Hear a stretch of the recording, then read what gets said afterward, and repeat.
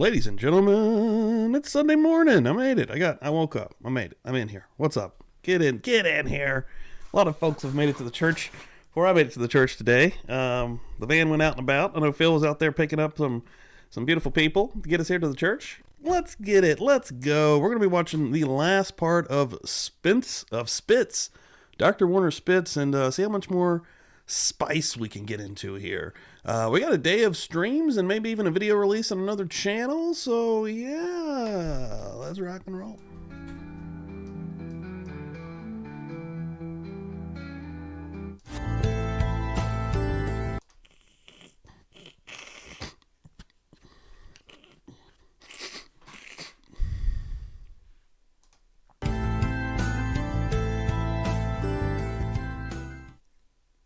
Let's rock.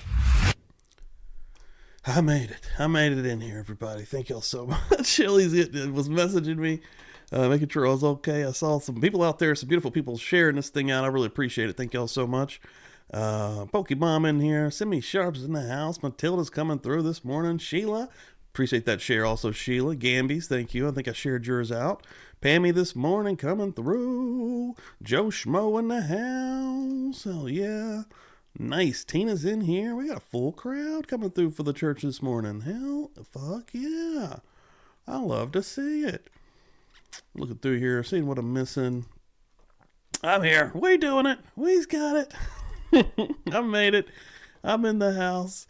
Hell yeah, everybody. Welcome in here. Thank y'all so much. Hopefully everyone had a good weekend. Had a pretty good weekend. Had a good Saturday. Spent most of yesterday editing, chilling.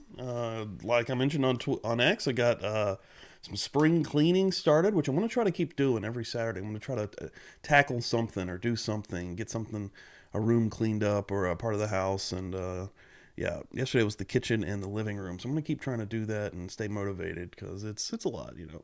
I do a lot of this bullshit all the time. And man, Feral Friday was fun as hell. Thanks everyone that came through on Friday and hung out with us. Mo's first ever Feral Friday. We got pretty lit up in there and had a good time. Hell yeah. So this coming Friday, though, unless I do it sometime during the week because tomorrow is St. Patrick's Day, I mean, it's my tradition to watch Leprechaun movies every single year around this time. I've seen the Leprechauns maybe more than any films, and I've seen some films over and over and over again. I've tortured Cassie for years with these, which I still think it's a tradition enough that we need to at least watch one. You know, I don't kill her with the marathon anymore. But yeah, I want to also watch one with the Buzz Nation. I think last year we watched one of the ones in the hood, and I think I'm going to watch part 3 this time. So I'd like to do that maybe next Friday. I'm going to try to get Dandy Savage on here. See if we can convince old Dandy Savage to take a break from golf. But where it's warming up. Oh my God, he's into the golf even more than ever. So I imagine it's even going to be harder to get him in here because he's got, you know, honestly, Dan's got little free time himself. He has a legit stressful real job, and yeah, and he also, you know, he does a lot. But yeah, man, I'm going to see if I can get him on here. I think that'd be cool. I'd like to have him on. This would be the 3rd year in a row for a Leprechaun special for us. The first year ever on YouTube before we ever did kick. I used to show, we on that St. Patrick's Day party, we just showed trailers, which I've taken down now. And I put up last year in the Patreon, which I may do that again. But then last year we watched an actual movie, and then this year we're going to watch a movie on Kick. So yeah, I'm excited about that. Later today, I've got Jack returning for another episode of the Manson interview, part 2 of that. Hopefully we'll get through that today. We only got 16 minutes into an hour last week, and it was very interesting, very intriguing. So if you haven't seen part 1 of that, go to the lives, check that out before we come into part 2. It's really good stuff. Have him analyzing an interview that is, you know, more of on the rarer side. It's definitely out there and it's findable, but it's not one that you ever see anyone really mentioning or talking about or even showing clips from because it is so different. And yeah, it's intriguing. You get a different side of Manson in it. Even, you know, he's not being really antagonized at all, and he's just kind of free flowing. And I think you get a little bit of a clearer picture, and Jack's getting a very clear picture of what his words are telling us, which is awesome. I'm also working on a video for the Wrestle Plunge channel. Hopefully I can get that finished today. It's almost done. I did the color correction last night. My next step is really just sound effects and subtitles, which shouldn't take too long. So we'll see how that works out. We'll see if I can get it out. I like to get it out. Oh, good morning, Bonnie. Yeah, Bonnie, pick another shirt. Even if you just let me know in the chat here. Pick one more shirt, and I've got 3 shirts that'll be coming to you. via FedEx if I can get that going. But yeah, where you won the will, might as well get that in there. Yeah, Bonnie. Even if you can just let me know here in the chat. Pop one up. I've got a bunch of new cool shirts in there. Actually, I'll show you real quick if you're watching the screen. Hold on. Let me show you these new shirts we got here, Bonnie. Which again, of course, we're going to be. We got a wheel that's rocking and rolling. I think we're halfway through a wheel. Here's the new Feral Friday shirt. I got a little psyched out kitty on there, Bonnie. The new conspiracy shirt, my favorite. Gamby's pulled one of these, and you can also get these in different colors. The blue one is freaking popping. I think that's the one I'm going to get also. Oh, the yellow looks pretty cool too. He kind of blends in with the guy though a little bit. So then we got a brand new Dandy Savage shirt, and I think Dan got one of these shirts himself. So hell yeah, I can't beat that. And then I got a little dinosaur. I felt he had the publicly buzzed vibe as well. And of course the Up and Oath shirt, the skeletons getting buzzed up, the Buzz Nation hanging and banging. We've got a lot of cool shirts in here for you to choose from, Bonnie. So I'll keep an eye out for you here.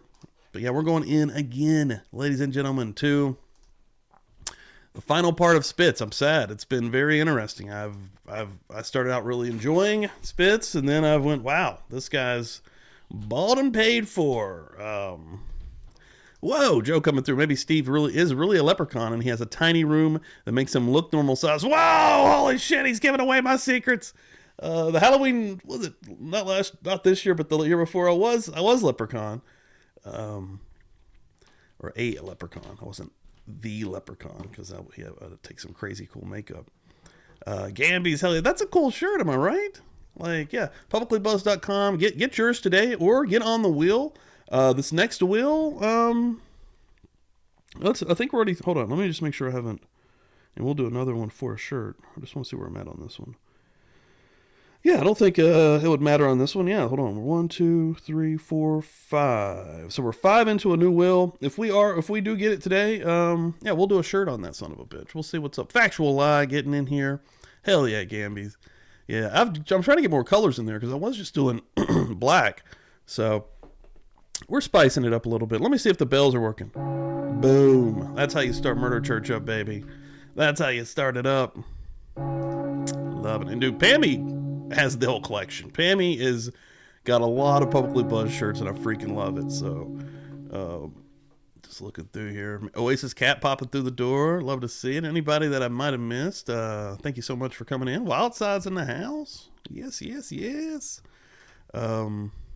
My sister's mother said she liked the skeleton shirt when Bob was wearing it. I don't think she understands it. She doesn't even drink coffee. It's a cool looking shirt though, right? But yeah, they're a little bit, they're drinking and smoking on that one. You know, that's a little bit of a racier one. But yeah, Bob picked that one out when he won a wheel. So Bob has now won 2 wheels. He's a good luck charm for sure.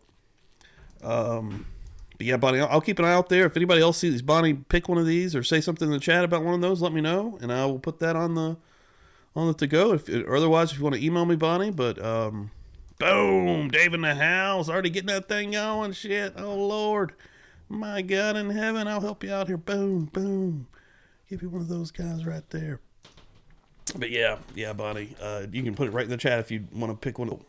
Please give it to someone that hasn't won yet. Whoa, Bonnie, coming through being kind. Okay, so Bonnie, I've got your package ready to go. So what I'm going to do today, it's sitting on my table in there. I'm going to figure out the FedEx thing and see if I can get that going tomorrow, since you want to do that. And then we'll give that shirt away to, I'll figure out something here. But I'll see if I can figure out somebody that hasn't won. Anybody in the chat that hasn't won a shirt through the wheel, drop some 1s in the chat. Put a 1 in the chat so I know. And then maybe I can put those names on a side wheel over here and give it a spin. So, hell yeah, Bonnie. Bonnie's awesome. But yeah, okay. Good to know. And then I'm going to start working on you for FedEx because I got your other email. I've got the other portion of that address. I think we'll be good to go this time. And then again, we're also going to try a different carrier. So, but hell yeah. Put some 1s in the chat for folks that have not won a wheel. Okay, it doesn't matter if you've bought a shirt. I'm looking for the folks that have not won a wheel right now. Factual Lie, thank you for the share. Sheila, thanks you for the share. Shelly, thanks you for the share. Gambies, of course. All of you guys. Always coming through for me. I love it.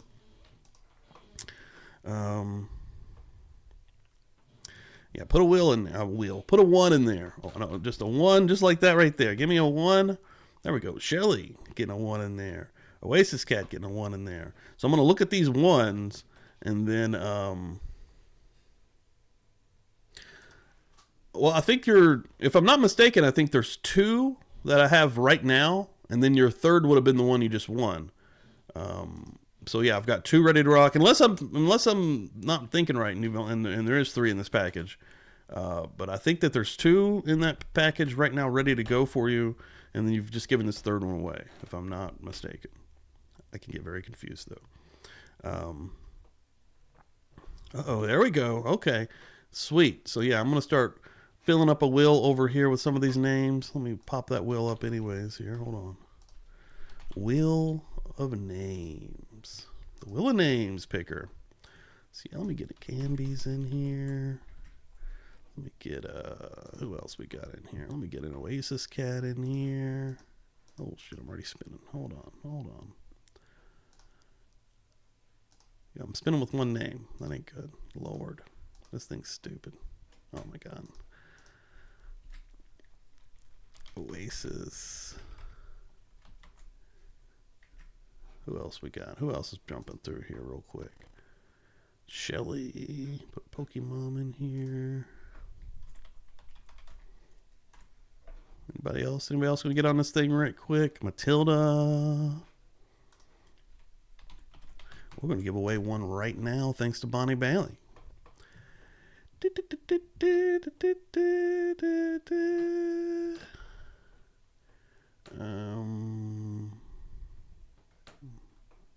All right. You want on there, Dave? You ain't got on there. I'll put Dave on there. He didn't even give a 1. He's getting on there. All right, we're going to start this up. I'll keep looking out for some ones. We may have a short wheel here, but we're going to give one away. We're going to give something away here. But let's jump in here. Let me get the sound going so we can rock and roll. We got at least 58 minutes here. More with Spitz, with old Spitz, Werner Spitz. I know we've all kind of changed our mind about old Spitz here. Well, not everybody. Maybe not. Maybe not everybody.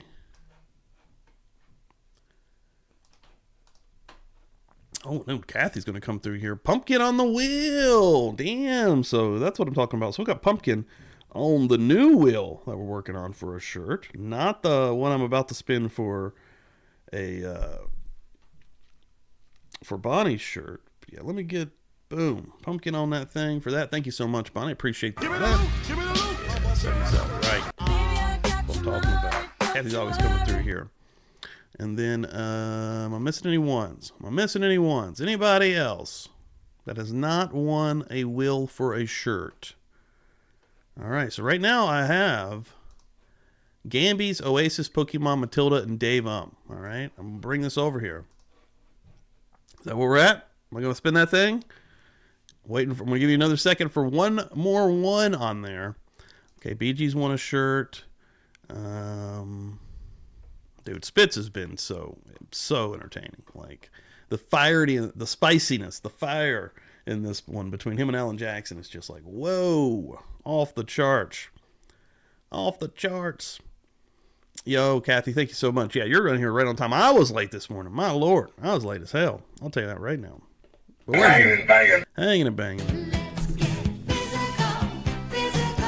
We got stuff planned. Tina on there. There we go. Tina on there. Anybody else? About to spin this thing. We're about to give away Bonnie's shirt here. Let me get down here to the winner circle here so I could go ahead and put that on there immediately.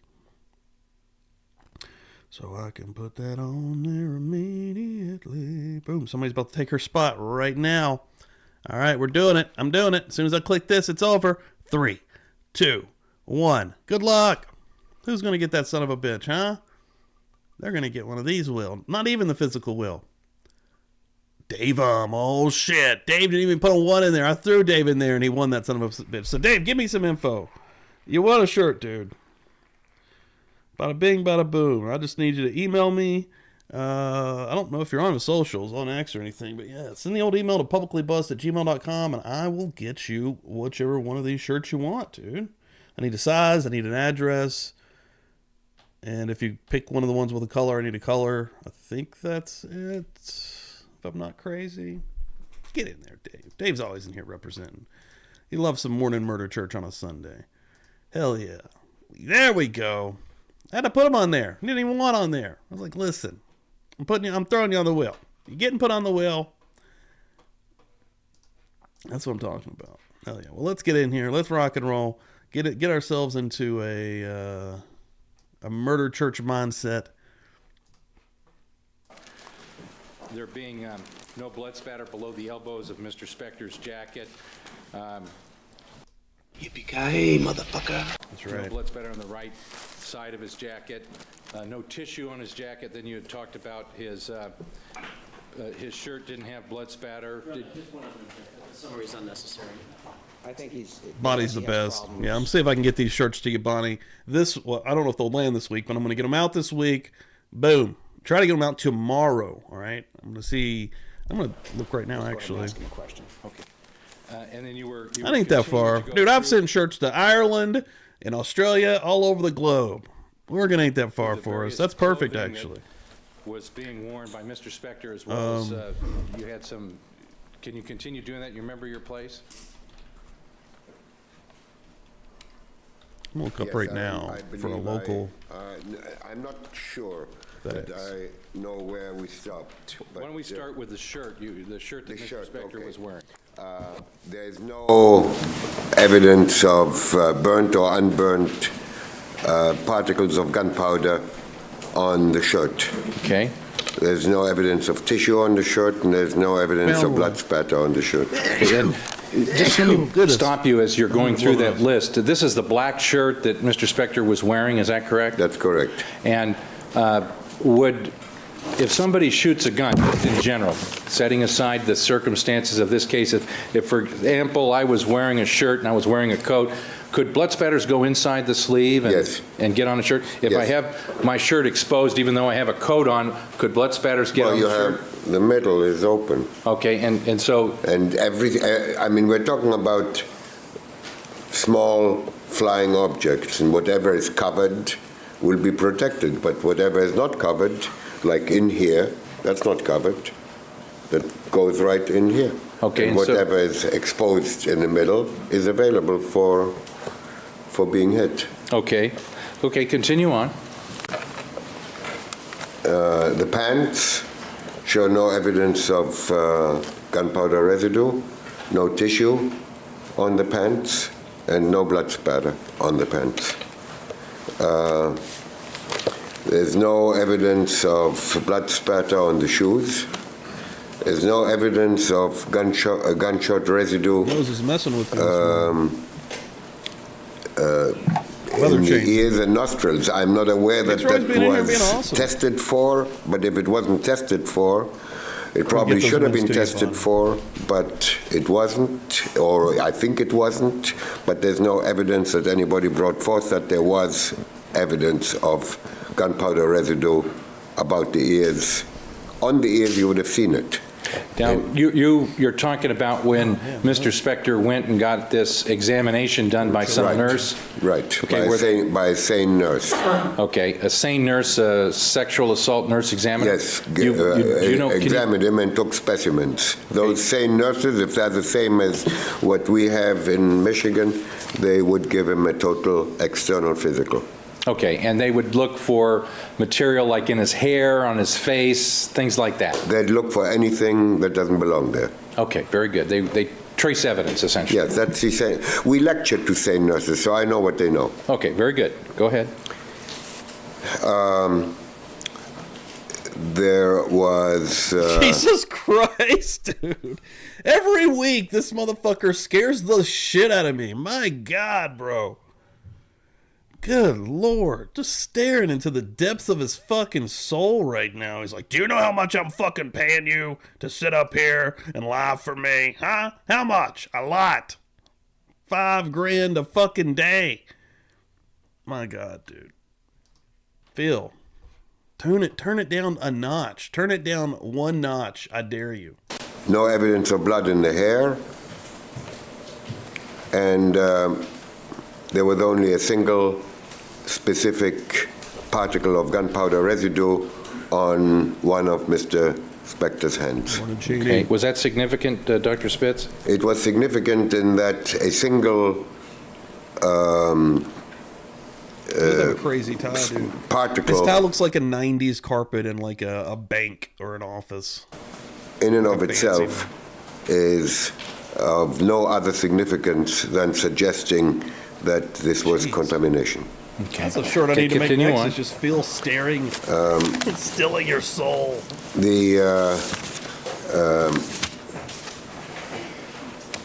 Of course, we all know that this was an as far as Lana Clarkson is concerned, this was an intraoral gunshot wound. It means a gunshot wound inside the mouth, I need enhancements which on that is, tie. as at I that thing. testified before, in excess of 90%, 99% self-inflicted. Dr. Spitz, let me ask you a question about the intraoral gunshot Yes, wound. The yes, fact that it movie was theater carpet. straight in the mouth, in other words, it didn't go from left to right, that it had a little upward trajectory. In other words, that did that also, did you factor those circumstances in? The way that the gun was in the mouth? The usual Can I make the only way I could really zoom in would be to maybe like just make it very fucking big. Get in there on that thing. Look at it. Enhance. when CSI shows. we say an intraoral gunshot wound being almost characteristic for a self-inflicted wound is usually an upward trajectory, as it was in this case. And it wasn't crooked. In other words, it wasn't left or right, as if somebody may have just No, randomly... it was straight front to back. And it was consistent with somebody holding the weapon straight back in the throat. Yes. Okay. The way somebody would hold a gun to their own face would be within the midline. The characteristic way, I mean, the easiest, the simplest is CH, front to welcome back. in. Most of them, by far, the gunshot wounds I was late as in hell, my the God. We just mouth started. are midline or just I think about you're almost midline 9:30. gunshot wounds. Now, Mr. Jackson has basically asked you a number of questions and basically postulated or suggested with his questions that the gun was shoved in Miss Bonnie Clarkson's said, mouth "Let's get by it going again." Mr. Bonnie, Spector, thank you so basically much. without any question. He's Bonnie, you're the suggesting that best. to you. Counsel was testifying. I have not finished my question, Your Honor. And it assumes facts trying to and get us evidence through as to what I another was suggesting bill or today, postulating. I sure. asked questions. All right, let him finish, and then we'll have the objection, and then I'll rule on it. Sure. Mr. Jackson has asked a Yeah, halfway number to a of will. Thank you, questions Bonnie. suggesting that Mr. Spector was holding the gun when it was fired. You disagree with that premise, is that I true? do disagree with that premise. Okay, and part of his suggestion with Still new to all of the him. questions that The he way the asked decades just about fly by. prior incidents I and just bought this poking thing guns in in faces and so forth, 1977. is that he shoved the gun in Miss 30 years Clarkson's mouth. ago? Is that the way you understood it? 2007? That assumes facts, not an evidence. This is what I was. Take out what Mr. Jackson is trying to do, and then you can ask him the question, and we'll go from there. Let me just ask this type of question. If somebody, just setting aside the facts and circumstances of this talking case, if somebody shoved in Oral. a gun and then fired it, and it was an intraoral wound, in that rare instance that you've talked about, Dr. Spitz, is the likelihood that Only it way was this man's ever perfectly gotten oral is centered probably on the holding a gun on a midline, woman. not deviating from left to right, is Even that being a something rich that fucking would be even more unusual? It would be Music amazing mogul. that would be, but there is other factors as Still can't well. wait to get the hell What out are of the here. other You know what? factors, It's not Dr. actually The other worth it, factor you know? is that you have a wound on the right You start side. hanging out with him for a little while, and they're like, "Man, this is gonna be awesome." You know, maybe me and him will hit it off. Maybe this is my chance, right? You know, I'm gonna marry this rich guy. Maybe he's a good guy, man. Oh my God, why's there a gun? Why does he have a gun? What the hell? You have a wound on the left side. You have perfect symmetry. Again, And the gun, and again, and in a midline shot, the tongue would be pushed upward and rearward against the palate to sustain those bruises that we were talking about before in the back of the tongue. And also a bruise on one side from hitting the teeth, and a bruise on the other side with a small laceration in the middle from impacting one of the molar teeth. So all of those facts, all of those circumstances deal with the intraoral nature of this wound. Is that correct? All these circumstances that you Deal just with the mentioned. intraoral nature of the wound. Okay. Now, I think you left off with self-inflicted wound. What was your next point that you were going to make, Dr. Spitz? There was abundant gunshot residue on Miss Clarkson's hands, wrists, and jacket.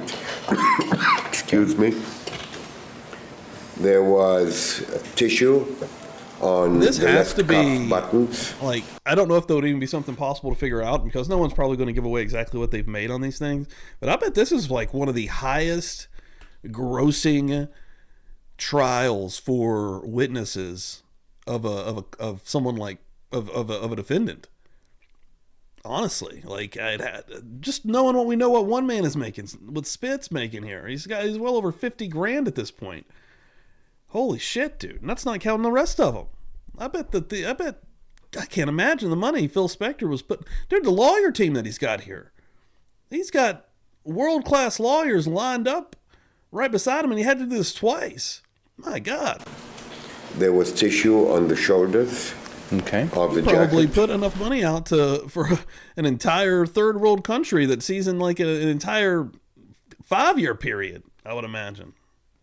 Like, holy fuck. Some people never see this money in their entire existences through their entire workforce history. There was tooth material blown out directly in front of her. There was a broken acrylic fingernail. Dude, I mean, that's a good point. Dave coming through here. Spector has the shake so bad, never thought about maybe he has a twitchy finger and he didn't mean to pull it. No, I have thought about that. I didn't think about it so much in the way that he's like twitchy, but you're making a good point there because he has the shakes like a motherfucker. You know, I don't know if that's coming off the alcohol or whatever's going on. If he's trying to come off, I have no clue because he was out on bail and I'm sure he was still able to have access to the alcohol.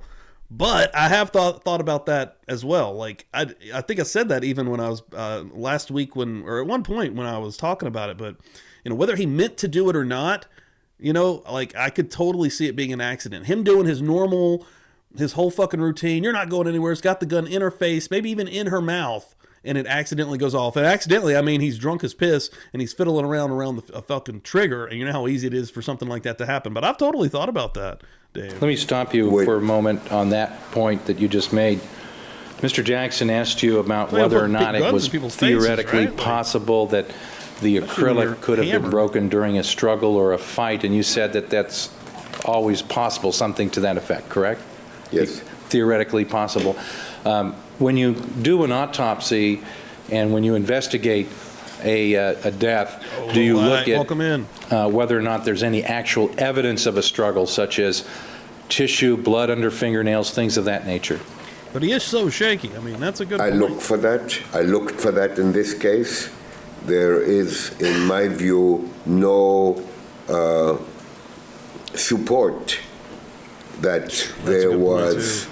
You know, Alec Baldwin was already spinning a bunch of struggle in what was this his name? case. Spiro? I would have expected a struggle if somebody is holding a gun in anybody else's face. Attorney.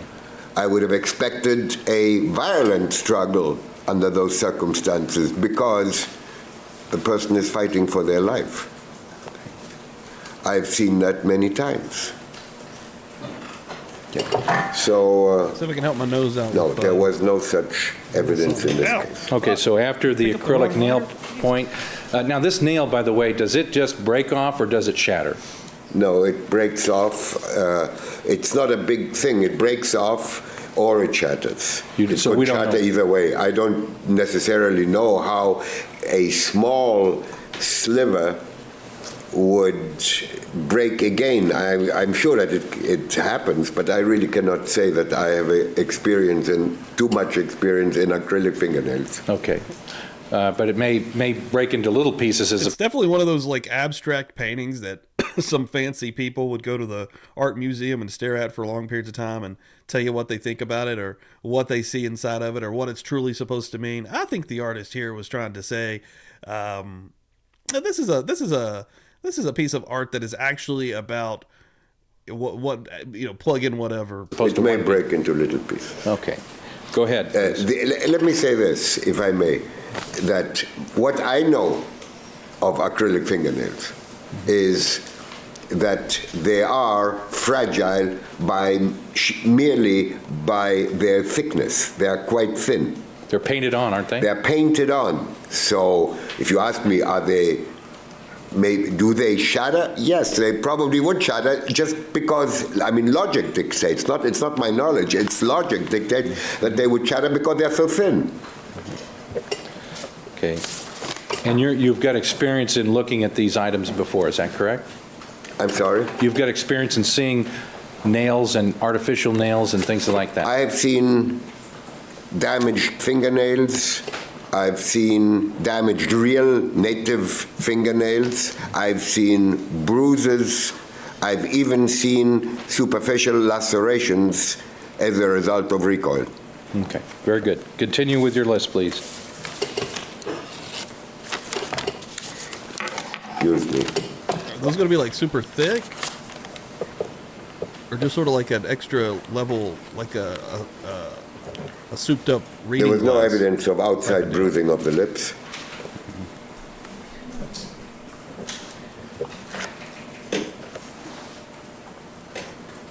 There was no evidence, you already asked me that, but it's on my list here.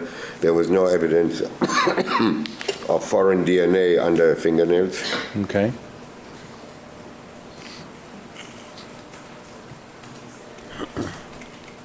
There's a discrepancy Thanks between for hanging out, everybody. I appreciate it. There's been so many the, shares this morning. This is awesome. I don't know how significant that is, but of course Miss Clarkson was significantly larger body build than Mr. Spector. Hit that like if you haven't. And Mr. Help me out. Spector is on medication to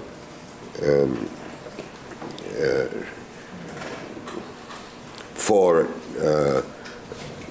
tremors. Tremors are What old shaking Phil's type rocking over their trimmers, Okay. right?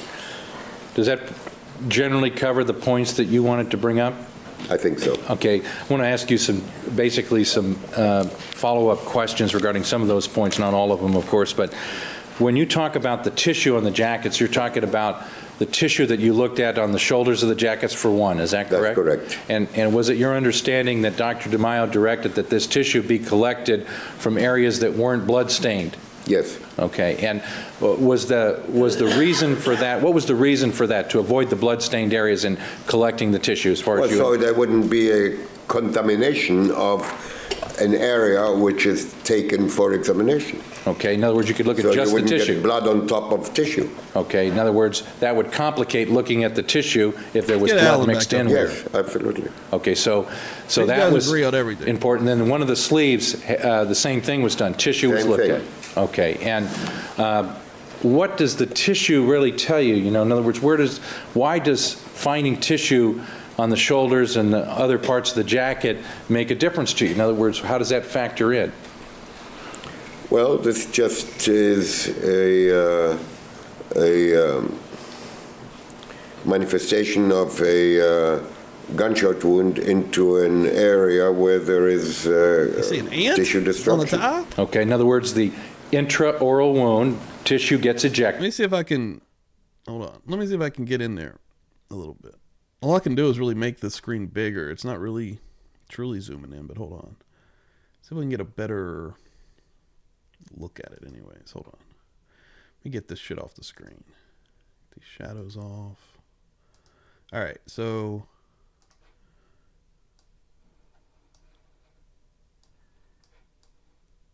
there we go. We get in there a little bit more. Inspect this tie here. Get in there just a little bit more. All I make out is really just, kind of squigglies. Almost looks like one of those crazy abstract paintings. I can't make out any actual real anything.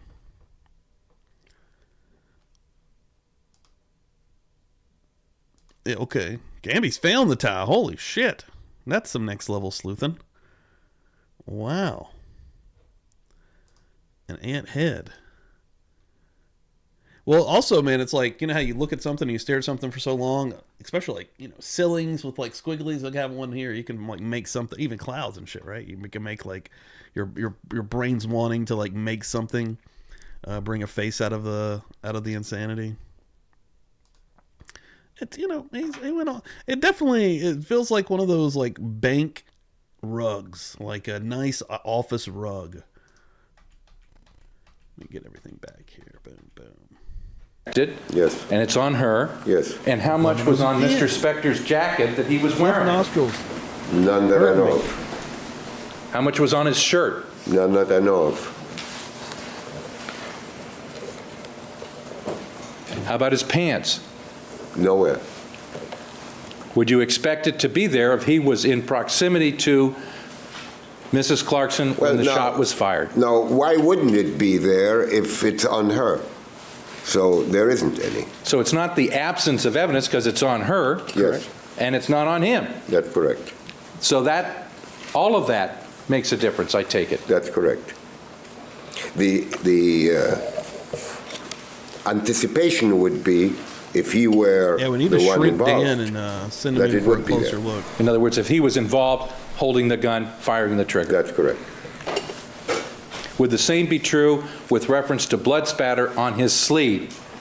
That's on his, especially his right sleeve, yes. If he's holding the gun with his right hand, Right. you'd expect to see it on his right sleeve. That's correct. And left Always hand, on the left side sleeve. quest over here. That's correct. And there was no blood spatter on either On sleeve. either. And we know that the blood spatter came out, correct? Well, we do know. All we need to do is look at Lana Clarkson's, Her hands. her hands, Her jacket. her clothes, yes.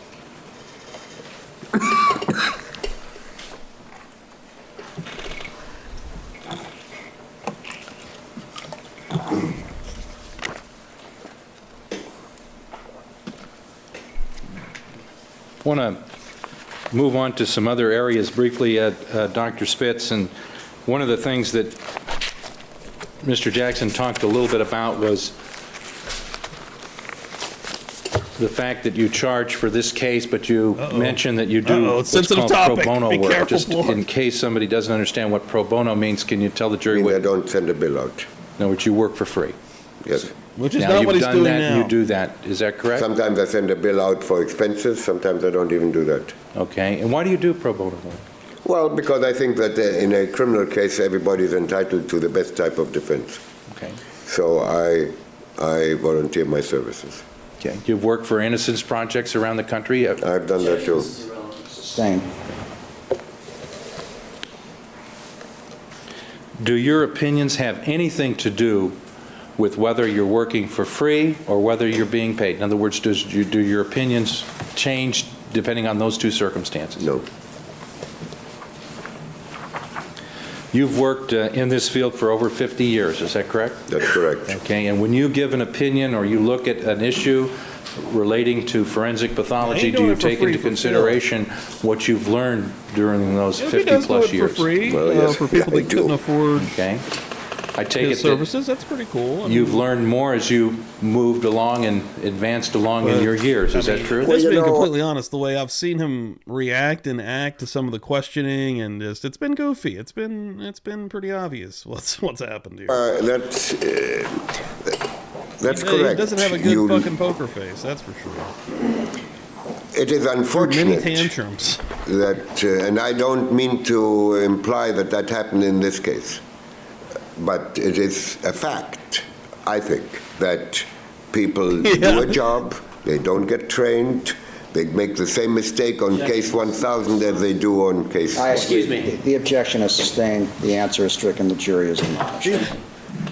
Alan Jackson said, "Excuse me." He didn't even. The judge wasn't even jumping in. He said, "Listen, I take it this isn't the only case you let's worked have on a the last, ruling. since you were hired on this here. case. Is that correct? You've got other That's cases? correct. Moving You your do fucking some guns. civil work, is that true? Yes, a lot of it. Yapping around. And you've been involved in criminal cases other than this one over the years, have Yes. you?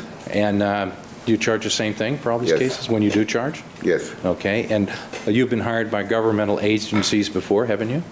yes, Prosecutorial agencies around the country, correct? yes, and the U.S. Congress. And you charge $5,000 a day when you, Well, at that time, I did not charge Jen, what $5,000 a day. That's in 1976. okay. So when in here. if you're Got a hired banger today this by a morning. governmental agency, let's say a prosecutorial agency, you charge $5,000 a day? I do. Objection to call for speculation. Overruled. He's just saying that that's what his fee is, no matter who hires him. I'm going to allow the answer. Maybe, well, I'll withdraw this. Okay? Dr. Spitz, with reference to one question regarding the jacket that Mr. Spector was wearing and there being no blood spatter on the sleeves, I talked about blood spatter on the sleeves below the elbow. And I want to make sure we're clear on that. There was a blood spatter purportedly above the elbow. On the right arm in the back, about where I'm showing. Okay. And did you give that any significance? The significance that I gave to that is that it's a single blood spatter in an area where it doesn't belong, and suggestive, because it is in that location, that it's consistent with him. Yeah, it's not really a great picture. You can just kind of see the top of it. I like this picture, though. He's like, put that money in my hand, bitch, right here. Put it down. That's where I'll be. I'll see you there. Whoa, what is this? Fucking the skull thing rules. What is that? It kind of looks like a weird fucking bong. Jesus Christ. This is him at the house. He's like, this is my porcelain African elephant. You know, this thing cost over $30,000. And this right here is my my vase of skulls to come directly from New Guinea. This tribe made it for me as I went to visit them one day back. Oh, this was back in 1972. Woo! We used to have some fun. We used to have a good time. Put that money right here, bitch, right in the middle of my motherfucking palm. I'll see you there. What do you need me to say? I'll say it. Shit. Going off a little bit on old Dr. Werner Spitz here. Being a little mean. Don't be mean. Don't be mean to me, he says. Son of a bitch. Get in there closer. All right, we go. Get in there a little closer on it. Again, there also used to be a lot of paintings hanging on walls like that back in the old days. Back in the old days, back in the 90s and the 80s. Jesus Christ. Him holding his hand up like that. Okay. And you're raising your arm? When I say that, I mean across his face or across his neck or upper chest. Not consistent with holding and shooting a weapon? That's correct. Not consistent with holding or shooting a weapon. Okay. So even though that one spatter was above the elbow on his right arm, that actually suggests just the opposite of shooting a weapon, correct? Well, it's consistent with that, yes. Okay. There's probably other explanations for it, but that is one very credible. And you know that there was, obviously, Mr. Spector took a rag, wiped Miss Clarkson's face. Yes. So, and there were what appeared to be transfer stains on his coat from that event. Is that correct? That's correct, yes. Okay. There also was blood in his left pocket. Is that true? Yes. And was there... It tripped me out because that's what I was... You were asked some questions about the doorknob and the door latch. There was actually two different items where there was some blood. And it was actually mixed blood where there was two people's DNA. Lana Clarkson's DNA, presumably from blood, and also other people's DNA and Mr. Spector's DNA mixed together. Backwards because I'm 38. Is that correct? Yes, that's correct. Okay. Should have done that a long time ago.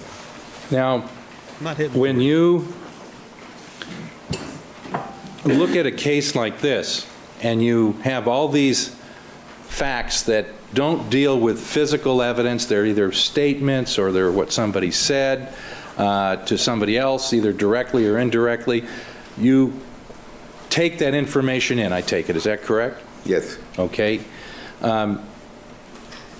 Do you consider, when you hear all this information, and both from Ms. Clarkson and regarding Mr. Spector, you were provided with a wealth of information as to both individuals, is that true? Yes. And basically, the information regarding Mr. Spector regarding these events that were alleged, you considered the possibility that he could have held the gun. In other words, you wanted to look at the physical evidence to see if that were true. Is that correct? Ooh, I sure Sheila did. That's the main, advanced the will a little bit. Thank you so much, Sheila. With the point. holla, holla. that needed to be either affirmed or dismissed. Oh, And when you say physical evidence, you're talking about physical evidence, the scientific evidence that was... Give you a little love here. Thanks so much, Sheila. And then coming through the old Cash App. Pam's going to come through the Cash App. Oh, she sent $5 and says, Dandy trap bait. Yeah, I'm going to try to, yeah, well, so how can we get Dandy Savage in here? How can we be like, listen, dude, what would lure him? What would lure old Dandy back in? I don't know if it'll be Leprechaun. Hopefully it'll be Leprechaun. Listen, dude, part 3, Leprechaun, when we go to Vegas, it's fun as hell. Collected and evaluated in this case, is that That's true? correct. And what did that scientific evidence tell you as to the question in this case that you were asked to answer, who was holding the gun when it was fired? Well, according to the physical or scientific evidence, this is as I said before, a self-inflicted shot. That means Miss Clarkson held the gun and fired. Okay. And There you the go. state of mind evidence, the background material from Miss Clarkson suggested that Dude. she was Which, capable. I want to watch a Leprechaun movie for obvious reasons, but Happy Gilmore, right? Like, listen, dude, you give us some tips as we watch. Of doing that, correct? Objection. Counsel's leading at this point. Sustained as to the form of the question. Did the put state of mind evidence Live. of Miss Clarkson weigh into either affirming that conclusion or supporting that conclusion? It's been a The minute since state he's of been mind on. at the time I've really just been getting guessed. is by Booking background guests on Friday, information just because. in that just in short case. period of time preceding, or in that reasonable short period of time preceding, and as produced by alcohol and Happy Vicodin Gilmore, I'd be acting going. together That would be at fun. that time. Yeah, first of all, it'd be fun. Indicates And then it'd be awesome depression. because you could also be like, dude, you gotta come And on. depression Oh, dude, goes up and Caddyshack down, but too. the Good alcohol call, doesn't Joe. go up and down. The Oh, alcohol was Caddyshack. present at that time. Good call. Let me ask you a hypothetical It'd be funny, we question and just start doing listen weekly golf carefully here, movies. Dr. Spitz. Let's suppose that you have all of this information, but the physical evidence didn't support the conclusion. The scientific evidence did not support the conclusion that Lana Clarkson pulled the trigger. Then her state of mind evidence, how would you factor that in? In other words, the fact that she was depressed wouldn't Dude, mean anything? yeah. Many, I didn't get the yeah. question. Okay. In other words, the fact that Mini she was marathon, yeah. depressed, did that alone tell you what happened? No. Okay. The fact that she had consumed alcohol that night, that fact alone, did that tell you what happened? No. The scientific evidence of blood spatter, gunpowder residue, all those things, and location and presence and presence in this one and absent on that one, and depression and alcohol and Vicodin and all these things together have to be considered together. That is what scientific evidence is. That is what features in to a determination of a forensic pathologist in determining manner of death. Cause of death, everybody knew right from day one. Manner of death is dependent on a lot more investigation and findings, and that's what this is all about. Dr. Spitz, there were some facts and circumstances that Mr. Jackson asked you about. I wanted to ask you some follow-up questions regarding that. Like, for example, there was some blood on the banister, and it was your understanding that was transferred there, presumably by Mr. Spector. Yes. And was it your understanding that that occurred sometime after he wiped the face? I presume so, yes. Does that tell you anything as to There's probably who other shot movies, the gun? right? That fact alone? Google No, golf that is movies. after the fact. Okay. That has nothing to do with who pulled the trigger. Okay. In other words, it doesn't help you one way or the other. No, it doesn't help me one way or the other. Is the That's se- why it wasn't considered. I mean, it was, yes, I took notice. That's a better way of putting it. Okay, but it I didn't- took notice that there was on the latch and on the doorknob and on the One called banister, Who's Your and Caddy? there was a rag, and there was wiping it's of pretty fun. blood, and it explains why there is blood on this rag and why there's Blades, a horror movie. blood here, there, and I forgot about other that places. one. But That's a terrible horror movie. who That pulled the makes trigger? me It doesn't tell you. Okay. And are there a lot of It's at a facts golf- that golf you course. looked at that basically didn't answer that question of who No, pulled the trigger? Action that leads to Have a year's determination of worth of manner Dandy of death Savage movies. terminates with the pulling of the trigger. Dr. Spitz, I want to finish up now by moving to another area briefly and talk about Dr. Pena and your review of his testimony. You actually heard his testimony. You also heard him testify about the breathing and what he told and what he testified to under oath at the grand jury. And was it your understanding that at the grand jury proceedings that he acknowledged testifying that there were a number of breaths that were taken by Miss Clarkson? That's correct. Only And, two good ones, probably. As far as I can remember, he also testified to that here. That's what I seem to remember. And he indicated in the Okay. I like Cheech. autopsy report, Objection, this is hearsay. I like Kevin Costner. Saying, what is the question that we're going to? I'll ask it right now, Your Honor. Okay. In the autopsy report, did Oh, Dr. dude, community Pena rules. That's one of my favorite document shows ever. information in there that suggested to you that there was more than one breath that Ms. Clarkson took Really after the funny. shot was fired? It calls for hearsay as asked. It's not, no, it's not being offered, not for the truth of the matter asserted, but more importantly, it's as to whether he agrees or disagrees, I'm going to allow it. The objection is Without over. limit, I have no problem. All right. there is, I'm sorry, may I answer? Yes, thank you. There is an abundance of blood. Objection, this is non-responsive.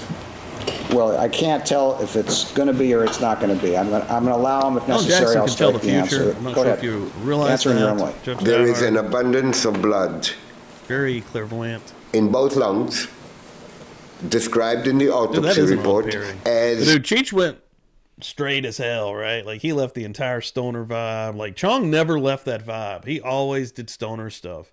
But Cheech went legit. Like, remember Nash Bridges? That East LA movie's pretty straight. Like, he got away from that entire scene until we're here within the last fucking 10 years or so. They've hooked back up, and I think there's a documentary coming out, Cheech and Chong. That's going to be pretty cool. But, dude, they're actual old school comedy bits, like, on stage. They have a film where it's them doing it in front of an audience, dude. It's fun. It's cool. But I love Cheech and Chong, dude. Like, I really enjoy their comedy. aspiration. Aspiration Classic. is I've watched those so many times. an active, not passive, as opposed to passive, Those movies to me don't get old. way for this blood to have gotten there. That Corsican blood Brothers is my least cannot favorite. It's not great, but get there other than Jump by and Smoke, Nice this Dreams, kind of a and inhalation. Next movie are the best. either that or by multiple smaller ones. But you need a I saw that, strong CH. I'd watch, pulling I'd watch effect that. I like goofy shit to like allow that. that to happen. And I think it'd be fun. the Don't take it too seriously. best way of judging that this was an too, of active process, such as I've shown, is the relatively large amount and density of the blood in those air sacs that show up in the microscope. Dr. Spitz, in your some 50-plus years experience, have you've done autopsies on people that have received traumatic injuries where they were instantaneously brain dead, is that correct? Well, multiple. We get those in automobile accidents, we got those in shootings, we get those in beatings. Mankind is not very happy, it's not very pleasant to each other. Okay. So they beat you on the head with a baseball bat or something. These people are instantaneously brain dead. Okay, and have you seen this finding before, other than in your Yes, experience? I have, absolutely. Okay. If I could have a minute, I think I'm just about done. All right. We're going to get across. Still yet. We still got 30 minutes left. Alan Jackson's going to get up here. Thank you. I got to We ring a cross. bell. All I'm right. definitely going to have to ring a bell. Had a nice Rosen break. Is it Rosen or Rosen? I'm going to have to pay attention next time. Just a couple I say of it so questions, often. Dr. Spitz, and Both we'll get you right. out of here. Yes, sir. The list that you Ladies and gentlemen, that you round whatever the fuck. My God. have in front of you that you went over in detail with Mr. Plord. Who wrote that list? I did. When did you write it? Last night after, before I went to bed. Did you have any input or help from Mr. Plord? No. Did you and Mr. Help? Plord discuss You- it? No, we talked about, of course we talked about some aspect of this case. And Mr. Plord gave you But they some didn't- information that Mr. Plord I'm sorry? The witness didn't finish the answer. I agree. Why don't you go ahead and finish your answer, sir. We went and had dinner, and we talked about a variety of things. We also talked about what happened in this case, but we did it every other time, too. And Mr. Plord, I guess what I'm asking you, Dr. Spitz, is Mr. Plord assisted you in coming up with this list of things that you've just told the jurors. No, he did not assist. You did this completely I independently. knew, let me say, please, let me say to you that this list is nothing new. I have testified the contents of this list since the inception of this testimony here. At least that's what my belief is. I have been aware of the contents of this list all through this case since I started reviewing it. So Mr. Plord or Mrs. Kenny Baden had no real input in this case, in this list. But of course, you talked to both of them about the contents of this list No. and the fact that you were going to give a list, and Mr. Plord was going to ask you about a list today. No, correct? if you remember, please, I indicated earlier today that I make a Oasis list Cat, I was almost just in thinking of every it. case. They went to a That nice is place how and- I work up a case, so he was that when I taking go care to of it. court, I have a list in front of me bottles of wine. that allows me to run through the findings. Not that I later on say, oh, damn it, I forgot this or that. Dr. This cannot Smith. happen because I have it in front. I'm asking you very simply. I'm not asking you about what you did in other cases or what you do in every other case. Yeah, I'm asking you a his very answers pointed are question. terrible. When you were coming up with this list that you were going to tell this jury overnight last night, you worked with Mr. Plord, of course, the attorney who was asking you questions, correct? Yes. And you asked for the input or worked with Ms. Kenny Baden as well, correct? I'm sorry, I didn't hear the end, what you said. And you also worked with Ms. Kenny Baden. She Of had course. some input. All right, so the three of you came up with at least, there was a discussion about this list, and Mr. Plord told you that I want you to get up on the stand tomorrow, and I'm going to ask you a question about reevaluating the evidence, and I want you to give the jurors this list. Isn't that how it happened? No, they didn't tell me to make a list, and they didn't tell me to come before this jury and read a list that they dictated to me. But of course, Mr. Plord knew to ask you for this list, correct? Well, he knew because I told him that I have a list. And of course, he knew it was on the list because you worked with him last night and talked to him about it last night. No. What he knew, the reason he knew what is in this list is because we discussed this list after it was done. So he knew what I have in the list. You discussed the list. We came Last here night, this Doctor, morning. I understand you're trying to answer the question. I'm asking a different question now. After yesterday's testimony, wherein you said if the facts suggested that Mr. Spector was close enough to pull the trigger, you would have to reevaluate your findings in this case, your opinions and conclusions. Mr. Plord then went to you last night over dinner and said, we need to figure out what to tell the jurors about that answer. Isn't that correct?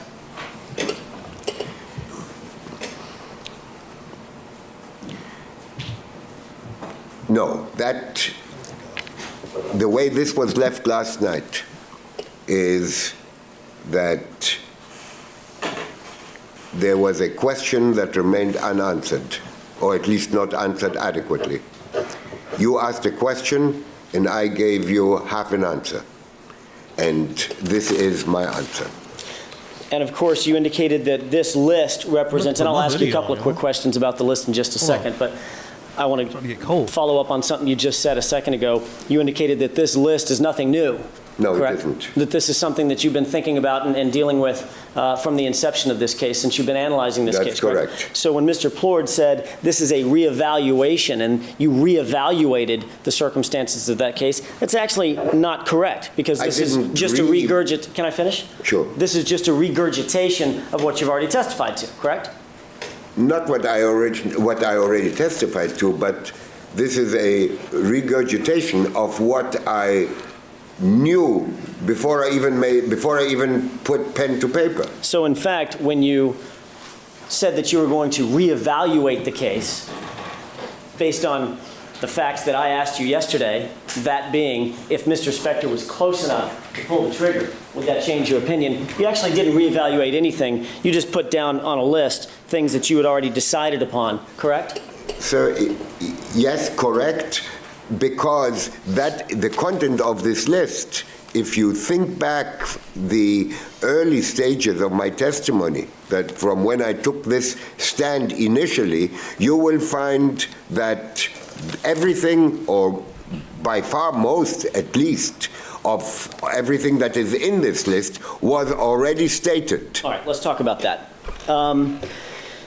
You indicated that part of your evaluation was that there was no spatter found from the, I think Mr. Plord indicated, from the elbows down on the cuffs, correct? On the coat, On the jacket, I'm sorry, I should have said that, on the white jacket. yes. All right. If, in fact, you were told that that's actually incorrect, that there is testimony that there's spatter on the sleeves down, would that change your testimony at all, or change your evaluation? Well, I'm not aware that That's not what- spatter. There was a picture that was shown here. Doctor, that's not what I'm asking you. I'm asking you Dude, this if man you were should told never lie. that there was He's actually terrible small at it. particulate blood matter that could reasonably be described as spatter from the elbows down on the cuffs, would that change your evaluation a little bit? It may, Excuse me, sorry. The objection is Okay, Burnett. overruled. Go ahead and answer, sir. it may do that, but I would not like to make my final opinion on this case based on a single finding. I would have to find some explanation. I understand. I'm asking you, you gave us a list. I gotta do it some way, doctor. I gotta ask one at a time. By all means, I don't want to interfere with your 100%. investigation. All right. Like, dude, Ajax questioning is so next level in real time. Like, he can turn it on a dime. Like, he's very quick, dude. Like, his IQ has to be very high. Like, he is so fucking fast. So, in fact, if you were to find out, or you were to be told that there was spatter or small blood particulate matter that could reasonably be described as spatter from the elbows down on the white jacket, that would or might change your opinion, or you'd have to reevaluate based on that. Might change. Vegas to location and quantity. If that, no, overruled. If he wants to add that in, that's his business. The objection is overruled. You also indicated a series of things that you said were not, that you didn't find. In other words, you said that there was no GSR on the white jacket, correct? That was one of the things on your list, about 5 down or 6 down. That's right. I want to make sure that we're very clear about this.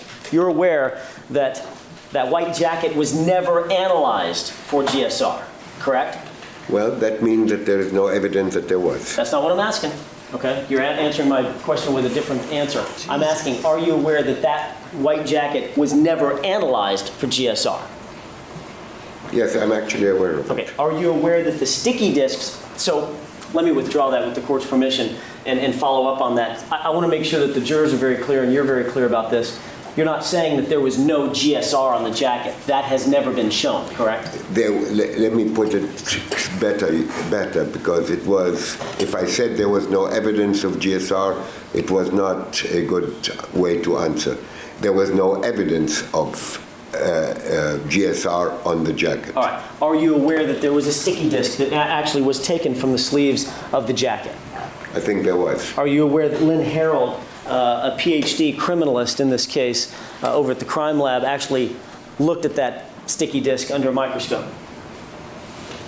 I'm not sure. Are you aware that, in fact, in that sticky disc, she saw what she believed to be smokeless powder, unburned powder, or a particle of unburned powder in that sticky disc? I have seen no such reference Okay.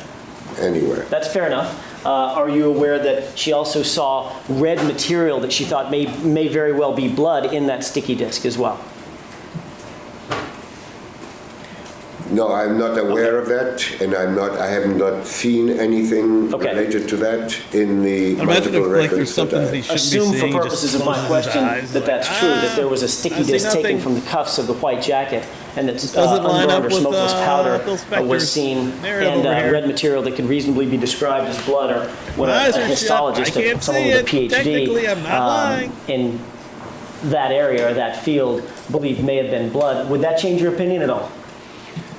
I Or would like maybe that- ask it a little bit differently. Would you Objection. take that into consideration and reevaluate it? He changed his question before the answer came in. He just modified his question before the answer came in. The end of that question, Dr. Spitz, I'm not trying to confuse you, I'm trying to stay consistent. Would you take that into consideration in your reevaluation? I might, yes. Okay. You indicated that there was... You might. And again, this just may be a semantic thing, Dr. Spitz, and I just want to clear this up. You said a couple times there was no GSR on the shirt, no GSR on the pants, no GSR on the cuffs of the pants, no GSR on the socks. You're aware that the shirt and the pants, the cuffs of the pants, the socks were never tested for GSR, not that it came back negative. You're aware of that? Anything that is white and a blood spatter is on it, you would almost not need to, well, I don't say you would not need to test it, but it's almost so obvious that you'd want to test it. And of course, the shirt and the pants and the cuffs and the socks, they were all black, not white. In Miss Clarkson, No, on Mr. Spector, they were all black too, Doctor. Did you not know that? well, the coat was white. Yeah, he was wearing all black. Did you Yes. not realize that? Yeah, underneath. Correct. But I'm talking about the surface, You're talking about the... the white coat. Dr. Spitz, I asked you about the shirt, the pants, and the I'm socks sorry. that you related Yes, to. I'm sorry. All right, that's okay. All of that was black. Yes, It was never tested for GSR. well, yes. All right. You also said that there was no GSR in his ears. On the what? In his ears. Oh, in his ears. So I guess we can assume from your testimony that he didn't pull the trigger with his ears. That he what? He didn't pull the trigger with his ears.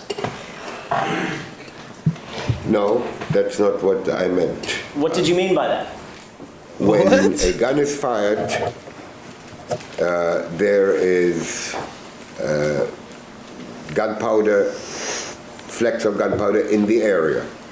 And if someone is going to be with any part of his body in that area, there is a good possibility that they may get gunpowder on them. And that would include Lana Clarkson's hands, correct?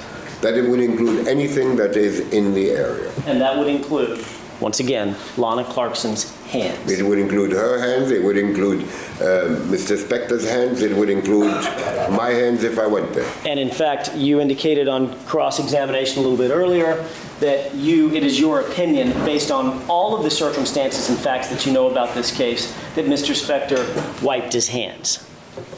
Yes, but he did not wipe his white coat, obviously. I didn't ask about his white coat, Dr. Spitz. I asked understand about his that. hands. I understand that, but Did he wipe his if hands or I'm not? making my opinion, I have to consider the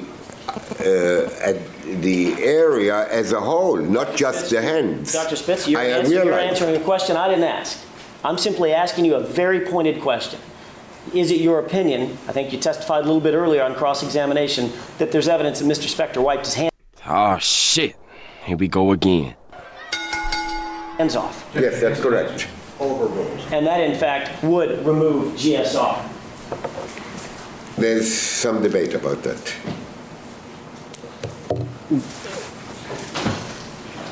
There's debate Dude, look whether at her. She's like, what the fuck? wiping your hands off will remove GSR. Is that your testimony? I'm not an expert in that regard, but I do read the literature. Okay, so we've established there that are- I'm sorry, go ahead. And there are people who will tell you that you almost have to scrub your hands, you wash them intensely to get all GSR off. Isn't it a fact, Dr. Spitz, that the literature that you talk about, the literature from the FBI, the literature from the Sheriff's Crime Lab, the public... we need a public- Spector update. Sorry, I'll start that again, Diane, sorry. The published literature Yeah, look and at the her. community at large, the forensic community at large, as all hell. agree that dealing this with money down the GSR on the toilet. hands, normal activity, me walking around back and forth, maybe putting a hand in my pocket, grabbing my keys, getting on the cell phone, driving a car, normal activity for the period of 1 hour will remove 90% of all GSR on a person's hands. You agree with that, do you I not? agree with that. All right.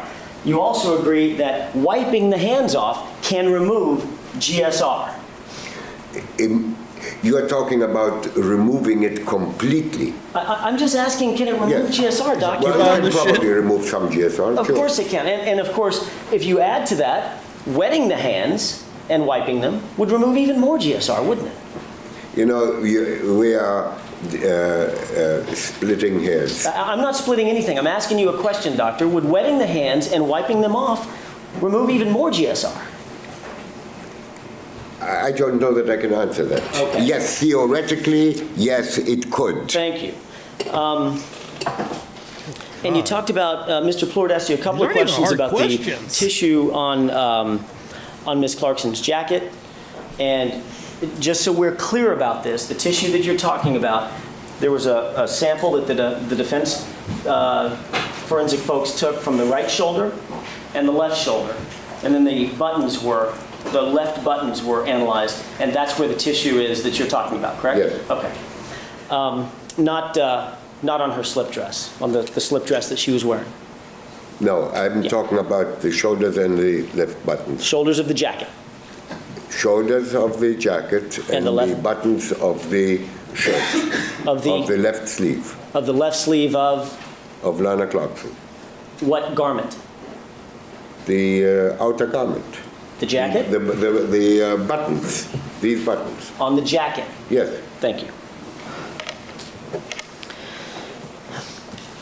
And one of the last things that you talked to Mr. Plord about, just before he sat down, you were asked about the state of mind of Lana Clarkson, and Mr. Plord went into some detail with you about her state of mind and considering her state of mind when kind of putting together this puzzle that you put into the box that you call that you put into your head that you call a box and shaking it around. Remember that analogy? Yes. All right.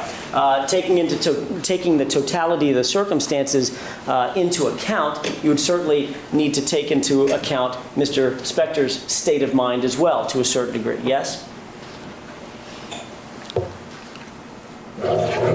Yes, I do. At the time of on that day, We got a news break here. Shelly just sent this. That might have been what she put the link in the chat there as well for. But yeah, she just now sent me this.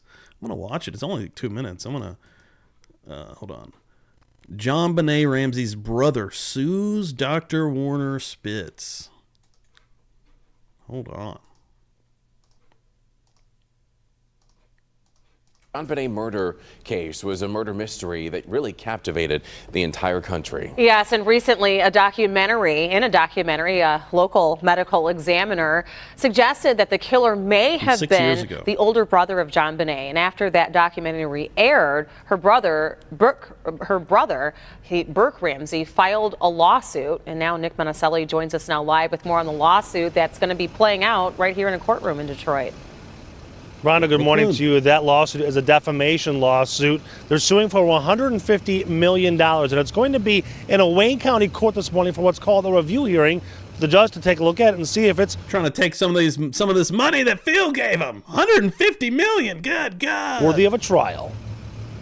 It's nonsensical. It's outrageous. It will not stand. And whether this will stand for trial could be determined today. In a Wayne County courtroom, a judge will review the defamation lawsuit filed by Burke Ramsey against Dr. Werner Spitz. In a part of a CBS radio interview, Spitz accuses Burke Ramsey, John Benet's brother, of the murder, saying you cannot come to a different conclusion. It's the boy who did it. Whether he was jealous or mentally unfit or something, I don't know the why. That statement is what Burke Ramsey and his attorney take issue with. He never examined this child. He's never spoken to the forensic pathologist. He's never been to the crime scene. He's never firsthand examined a single piece of actual evidence. And yet he goes down and comes up with, it was the flashlight in the hands of the son and in the kitchen. I mean, it's like he's playing the game of Clue. At the time of John Benet's murder, Burke Ramsey was 9. He's about 30 now. While police never identified a murder weapon, Spitz claimed the weight and shape of a flashlight found on the Ramsey's kitchen counter was consistent with the skull injury that killed the little beauty queen. The day after the interview, Burke Ramsey's attorney demanded a retraction. Spitz refused. The suit claims Spitz's theory has deeply harmed the brother. I have no fear of Burke Ramsey clearing his name against the accusation, the false accusation of Warner Spitz, in a court of law. Now, Burke Ramsey also filed a lawsuit against CBS for $750 million. CBS says that they stand by what was said. They also stand by $750 the million? He's trying to get $1 billion. broadcast and will defend it in court if necessary. We're live this morning. Nick Monticelli, Local 4 News Today. And Nick, how is Dr. Spitz responding to this, or his attorneys responding on his behalf? In court documents, they say that even though what he said was firm and they stand by what he says, that it's not necessarily fact and that he's covered by the First Amendment. All righty, Nick Monticelli. And on top of that, I asked Grok because I wanted to see how it ended up. Thank you, Shelley, for sending that over. But further, let's get in here. Burke Ramsey, the brother of JonBenet Ramsey, filed a $150 million defamation lawsuit against Spitz in October of 2016 in Michigan's Third Circuit Court. The lawsuit stemmed from Spitz's statement in a CBS Detroit radio interview where he claimed Burke, then 9 years old, had killed his 6-year-old sister JonBenet in '96. Burke's legal team argued that Spitz's assertions were baseless as he had not examined JonBenet's body, visited the crime scene, or consulted the autopsy pathologist. In response, Spitz filed a motion to dismiss the lawsuit in December of 2016, asserting that his statements were protected, what we just heard, opinions under the First Amendment, and that JonBenet's case was a matter of public interest. However, in January of 2018, Michigan Judge David Groner denied Spitz's motion to dismiss, allowing the case to proceed. Holy shit.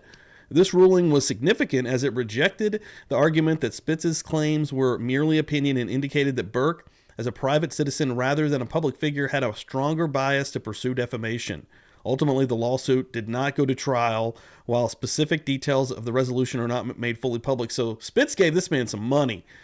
$150 million he was going for? I can't imagine what he got. It's widely understood that Burke Ramsey and Dr. Werner Spitz reached a confidential settlement sometime after 2018 ruling, likely in 2019. So not even that long ago, though the exact date and terms remain undisclosed. This outcome aligns with a pattern in Burke's legal actions, as he also settled a separate $750 million defamation case against CBS. This guy got paid in January of 2019 over the docuseries The Case of JonBenet Ramsey, which had similarly implicated him. The settlement with Spitz effectively closed the matter without a public trial or further disclosure of evidence, leaving the legal dispute resolved, but the broader questions about JonBenet's murder unanswered, of course. But holy shit, this dude got paid. So all this money he made from Spector went to fucking JonBenet Ramsey's brother. Like, for sure. Holy fuck, dude. I guarantee he paid over $100 million to this man. Damn. Because he was about 3rd of February 2003. And of course, you're not saying that anything that happened before February 3rd, 2003 is irrelevant with regard to Mr. Spector, are you? No, all I'm saying is that I feel that what occurred 10 or 20 years earlier or 15 years earlier has little to do, if anything, with what happened on that day in 2003 in the presence of the scientific findings, which require no other interpretation except they themselves. Doctor, you have to consider, as a forensic pathologist, you do this all the time. You take into consideration the facts and circumstances that are presented before you as they unfold in front of you for a particular case, correct? Yes. Those facts and circumstances. Got a banger happening here this morning. Appreciate it, guys. Got it again. Don't forget 3 p.m. Eastern time today. Jack, Never a Truer Words, coming back on here. Part 2 of the Manson interview analysis by Jack. It was fun as hell last week. Like, that hour went by so fast. I'm excited for that. And hell yeah, let's keep rolling. Circumstances, especially if it involves 2 individuals, one of whom ends up dead and can't talk to you about anything, and the other of whom ends up alive. You have to consider all the facts and circumstances of both individuals, correct? Yes, and I did. Okay, and that includes the history of both, correct? Excuse me a minute. And as I said, and I did. And the dead person talked to me through the evidence. And the live person... Through the scientific evidence. And- That's how she talks to me. And the live person can talk to you through his history just as much as hers, correct? You may approach. Last question, ladies and gentlemen, is stricken. You are to disregard it. You may ask another question. I'll rephrase. Dr. Spitz, you said that you looked at Lana, and Mr. Plord asked you several questions about Lana Clarkson's background or her state of mind, correct? Yes. Did you consider the state of mind of the defendant as well, or do you think that would have been important to consider as well? Yes, I did consider it. Okay. Did you consider, or were you aware of the defendant's statement to a person by the name, or statements to a person by the name of Vince Tenazzo when you drew your conclusions in this case, wherein the defendant stated, All right, add the time frame in, because he's indicated that he considers that. in sometime in the mid-90s, wherein in front of Vince Tenazzo, the defendant said, and you'll pardon my indelicacy, women are fucking cunts, and they all deserve a bullet in their head. Were you aware of that statement? I've heard that being said. Did you consider that in coming to your opinions and conclusions in this particular case?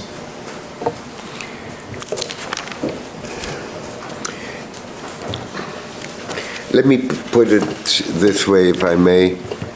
I took notice of it, but I found very little, if any, relevance to the events 10 years later.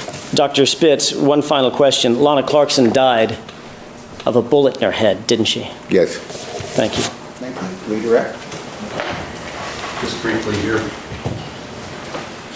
Mr. Jackson talked to you about gunshot residue and, Good God. and basically Give it the up. research that is involved in They that. just keep trying to save it. Like, I can get back up here. I can bring this back around. He did a lot of damage over there. Oh, Ajax. So let me get back up here. Oh, God. And you, your familiarity with gunshot residue, is it as it relates to your work as a pathologist? Yes. Okay, and so Dude, I'm excited. That was one of my are you favorite aware of things I've ever done. FBI I'm a big guidelines Manson and guy. research Big Manson guy. regarding gunshot I'm part of residue the that cult. basically So says just that story, I've always up to 3 intrigued particles me a of lot about gunshot, it. specific particles of gunshot residue is really a negative. In other words, because of its ability to be contaminated, that you count that as nothing. That's correct. Okay, and you're aware of the reason for that is because it can, the 1 or 2 particles can easily Be contamination. Okay. And were you also aware that on the pants of Mr. Spector that he was wearing, the ones that had some blood in the pocket, the left pocket, that they looked for smokeless powder particles on those pants and came up with none? No evidence. Okay. And was the same true of the shirt? Yes.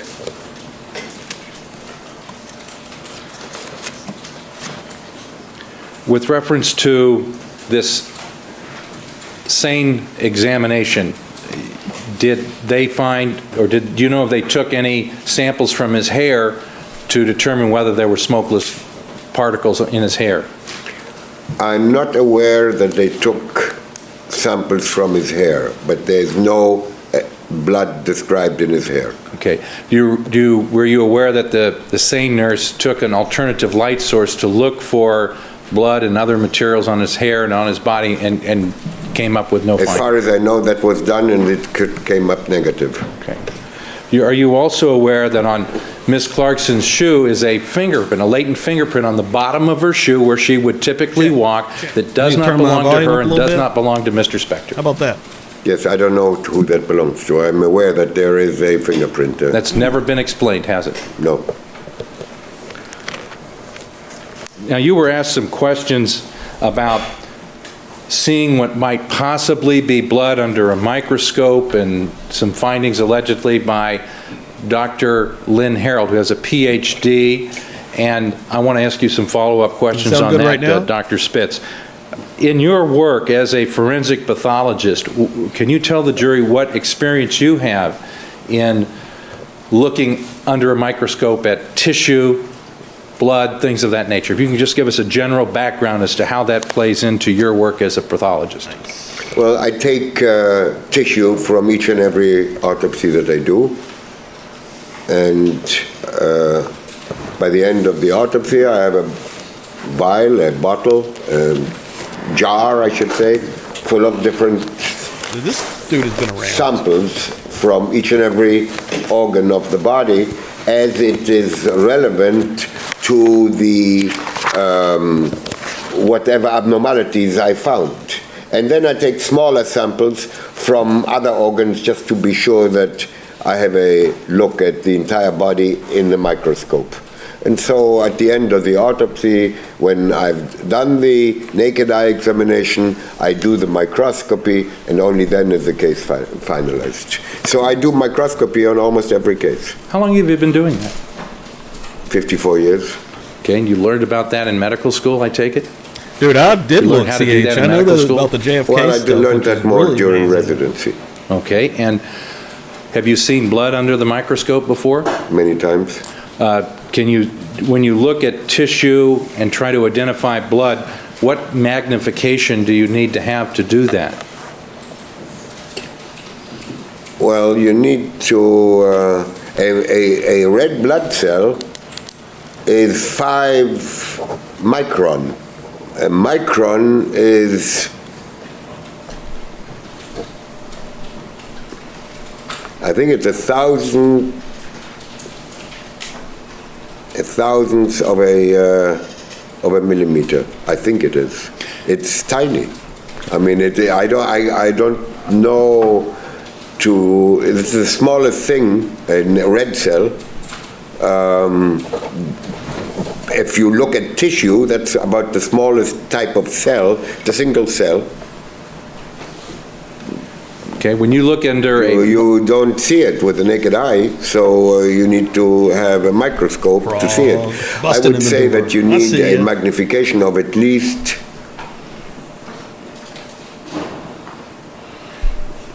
100 times to make out details regarding a red blood cell. Okay. Now, Dr. Spitz, I want to finish up and to ask you, as far as your background, your experience, and you've done actual research in your career in addition to Look your how other mad he experiences. is. Look at his face, dude. He literally looks like a fucking ghoul. Like, he looks like the Crypt Keeper, dude. Like, that looks like the side of the Crypt Keeper's profile. You've talked about in the field of forensic pathology. Is that true? Yes. Creepy little prick. And some of your research you've published. Is that Yes. true? For example, you did research for a number of years as a forensic pathologist regarding sudden infant death. Is that true? Yes. You did research because you were given a grant by the National Institute of Health Yes, that's correct. to study that. Is that true? Yes. And part of that research showed that basically infants, if they are put on their back, they don't die as often from sudden infant death. Is that That's correct? This is irrelevant. It appears to be. By the detail you're going into it, I don't understand it. I was going to ask a follow-up question, but Well, I'm going to sustain the objection. If you want to ask another question, I'll listen to it and see what happens. based upon, Give we it won't up. go into the Jesus details of the fuck. research that you've done, but based upon the research that you've done for the National Institute of Health as well as others that you've published, that's all part of your expertise and experience that you bring to all your cases that you look at. Is that true? I think that's true, yes. Thank you very much. Nothing further. Thank you. Recross. I have nothing further, Your Honor. All right. Good Lord. Thank you. Subject to recall, you're excused. You may step My down. Lord. Subject to Yes, recall. we have another 20 minutes or so to go. We actually have two witnesses, Your Honor. If they're 10 minutes each, we'll be fine. 10 minutes each in this one? We'll have to get the witness, maybe the jurors could stretch. If they'd like. They pretty much do whatever they want anyway. Dude, this guy's the best, bro. Man, I love this judge. Like, it would suck to be on this jury because of, my God. I mean, 6 months of your life? Like, what the fuck? And you're just seeing this bullshit? Dude, no thank you. But, like, I think Judge Dowhard makes it pretty tolerable. Let me go into this. Officer Enrique Juarez. 19 minutes. It's not too bad. Let's take his name here. Alhambra Police Officer Enrique Juarez. I think I'm saying that right. takes the stand. See how bad I butchered that. Please state and spell your first and last name for the record. Enrique Juarez, ENRIQUE. Enrique Lassa Juarez, I JUAREZ. got that shit. Thank you. Would you pull that microphone right underneath your chin so we can hear you a little better? Thank you. You may proceed. Mr. Juarez, how are you employed? Juarez. Currently employed with the City of Alhambra as a police officer. And in February, specifically February 3rd of the year 2003, how were you employed? I was the officer in charge for the day shift. Early that morning, did you have occasion to go to the jail portion of the Alhambra Police Department? Yes, I did. And do you remember what time it was when Bonnie coming back through, going to help us get just a little bit further down the road here. Thank you, Bonnie. Appreciate that. Boom. Another $2 holler up in this motherfucker. Not messing around. Where are we at right now on a wheel? 1, 2, 3, 4, 5, 6, 7, 8, 9, 10? Whoa. Is that correct? Only 2 away? Yeah, we're only 2 away from a wheel with a shirt. Get on that thing. you entered the jail? No, I do not recall. Juarez. Can you estimate it all? I would have to say somewhere in the morning part of the day before noon. Okay. And while you were in the jail portion of the building, did you come in contact with Mr. Spector? Yes, I did. And was Mr. Spector being booked by an officer named Gilliam when you arrived? Yes, he was. And did you have occasion to ask Mr. Spector some questions as part of the process of the booking? I believe so, yes. Okay. And during the course of those questions, did Mr. Spector ask you to produce his white jacket? Yes, he did. And what did you tell Mr. Spector? I told Mr. Spector that I did not have the white jacket, that the white jacket was not transported with him when he was brought to this facility. Okay. And did Mr. Spector insist to you that the police officers or Alhambra Police Department did in fact have his jacket at that time? I don't recall whether or not he stated that. Boom, we're getting right in there. Gambies, we're 1 away with a $5 holler. Throw me on there. I need a Dandy Savage shirt. She might get it too now. Get that thing on the cheap too, only throw it in a 5 spot. Hell yeah. That's the benefit of the wheel now. You never know what might happen, huh? One of these donations turn into a whole ass shirt. Are you kidding me? That's fucking dope. That's the way to go. I'm telling you right now. Let's go, huh? Hold on, let me hit you with the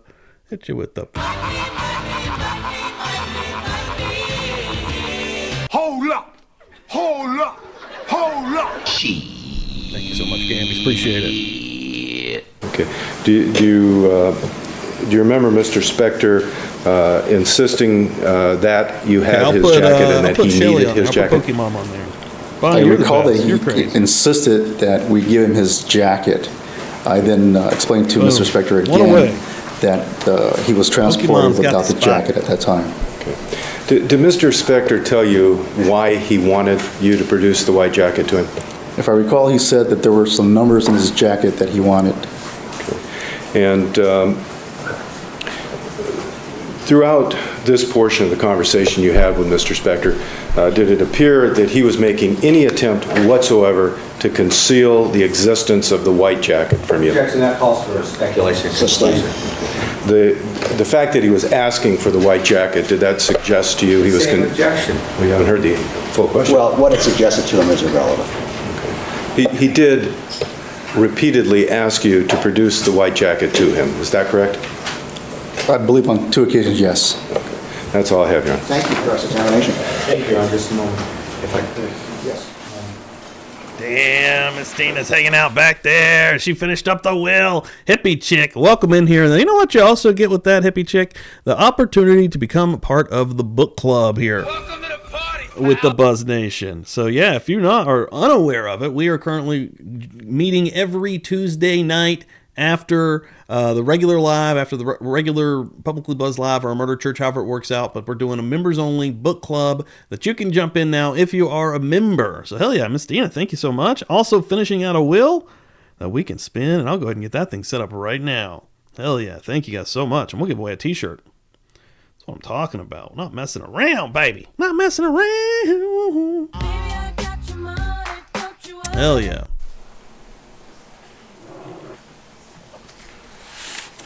Get this wheel going.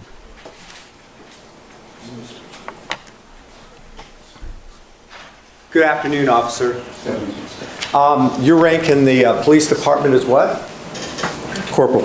Okay. And because of that, on February 3rd of 2003, you were in charge of the day shift, is that correct? That is correct. How many officers were working for you that day? I'm with object. That's both irrelevant and beyond the scope. I don't understand what the relevance is as to how many people. He asked who was in charge of the day shift. But the sole purpose of the examination was, as I understand it, and I'll withdraw the question and ask a different way. So you met Mr. Spector at the jail, is that correct? That is correct.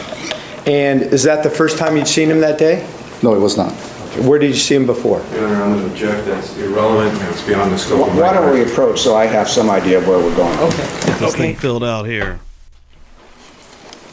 Go ahead and approach him. Thank you. When you were at the jail with the defendant, Mr. Spector, there was another employee there also? Yes. And that was who? That would have been Officer Gilliam and the jailer. Now, you told Mr. Brunon that at least twice in the jail, Mr. Spector asked for his jacket. Is that correct? That is correct. And how far away from him were you when he made these requests, an arm length or so?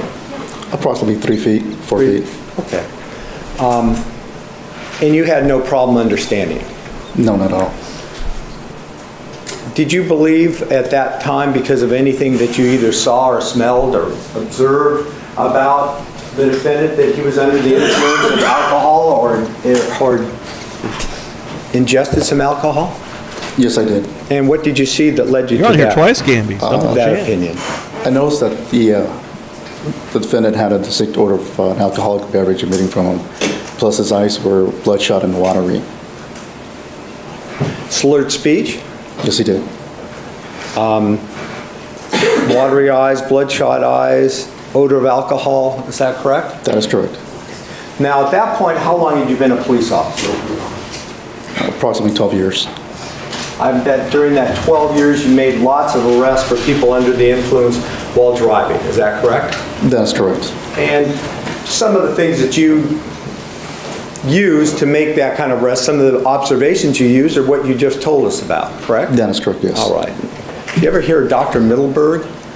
No, I have not. This guy that says, well, anyway, he was here, he said you can't really smell alcohol, but you've never heard of him. I'm going to object to that. Sustain. Okay. Sustain. Somebody, and I can't hear him. Did you see the defendant, Phil Spector, within a half an hour or so before you saw him at the jail? I'm sorry. Let me withdraw that. Did you see Mr. Spector earlier that morning somewhere? Yes, I did. And how much earlier in the day did you see him at this other location? Again, that was approximately several hours after. And when you saw him earlier, where was that? I had seen him at the residence at 1700 Grandview. In fact, you'd gone out there at some point. That is correct. Because you were in charge of the day shift. That is correct. And when you got there, Mr. Spector was already detained, is that correct? That is correct, yes. And at that time, did you have an opportunity to see him and observe him? Yeah. Thanks, everybody. Briefly, yes. And did you, at that point, come to the same conclusion that you thought he was under the influence? On the shop. Yes, I Check them out. did. They're really cool. For the same reasons? The slurred speech and the odor of the alcoholic beverage, yes. Did he have any trouble walking? I can't recall because he was escorted out by my officers. But other than that, other than the walking, when you saw him earlier at Grandview, 1700 Grandview, he had an odor of an alcoholic beverage about him, correct? Yes. And bloodshot, watery eyes, correct? Did you hear him speak? I heard him speak. I could only characterize it as mumbling at the time. Did it sound slurred, or did that make any difference to you? I can't recall. I could only characterize it as mumbling. So then when you saw him later on at the jail, what did you say, a couple hours later, is that right? That is correct. He still appeared to be under the influence. That is correct. And he was slurring his words. Yes. Still had that odor about him, is that right? That is correct, yes. And yet, notwithstanding that, you had no problem understanding his request to get the white jacket, is that right? That is correct, yes. Any doubt in your mind that's what he was asking for? No, he was asking for the white coat and phone numbers. You said he asked twice, is that right? That is correct. Did you have to ask him after he said something to you to repeat it because you didn't understand it? No, I made it clear to him the first time when he asked for the white coat that the white coat was not brought with him when he was being booked. Shortly thereafter, again, he requested for the white coat, and I again explained to him that the white coat was not brought in with him. Thank you, nothing further. Thank you. Corporal Juarez, when you first saw Mr. Spector, he was on the floor of his residence handcuffed. Is that correct? That is correct, yes. And you found out that he had been tasered shortly before that, is that right? It was my understanding, yes, that he was tasered. And you heard what you have characterized to Mr. Dixon, Mr. Spector was mumbling. That's correct, yes. And were you able to make out any of the words he was saying? No, I could not. Were you able to determine if he was trying to make... That's a call for a conclusion. As to what he was trying to do, if he heard words, that's fine. He can repeat the words that he heard. Did you hear any words that Mr. Spector was saying to the officers? No, I could not. It was unintelligible to me at the time.